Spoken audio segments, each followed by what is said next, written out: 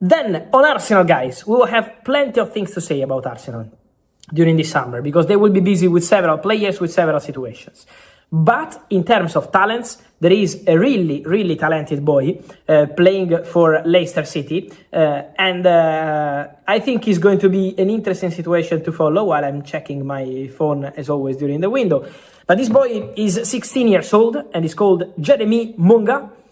And Arsenal are advancing in talks to sign Jeremy Monga. Arsenal are ahead of all the other English top clubs interested in this boy. The negotiation is ongoing between all parties involved, player side, club side, Leicester, Arsenal. So let's wait for the next steps, but there is confidence, real confidence at Arsenal to sign Jeremy Monga. Obviously, he's one for the future. He's a 16-year-old kid, but they believe at Arsenal this is a special talent. And so Arsenal are pushing to anticipate the other clubs. There is a conversation ongoing. Let's wait in terms of timing to see when, how things will move to the final stages. But Arsenal are confident to sign Jeremy Monga, a talent from Leicester City. Tell you who did win the Premier League. These three down the bottom. 3 title winners from Arsenal in the men's PFA Players Player of the Year top 6. Let's start, shall we, with the Arsenal defender Gabriel. Arguably, not even that arguably, one of the best defenders in the Premier League this season by far. Yeah, I mean, finishing the season with heartbreak, missing that decisive penalty in the Champions League final. However, day later, celebrations in the red half of North London, and Gabriel was a central figure to everything good about Arsenal. He's been a phenomenal signing alongside William Saliba, absolute rocks at the back for Arsenal. And even though Arsenal have an abundance of talent in defence, they've got great strength in depth. Whenever Gabriel is missing, it just doesn't feel the same. He is absolutely central to what Arsenal do, and he'll be central to what Mikel Arteta does. Maybe an Arsenal 2.0 going forward. We talk about Arsenal's style of play. Maybe is Arteta going to tweak it? One thing he's not going to tweak is Gabriel in that 11. Probably not going to tweak his goalie either. David Raya, what a season he had.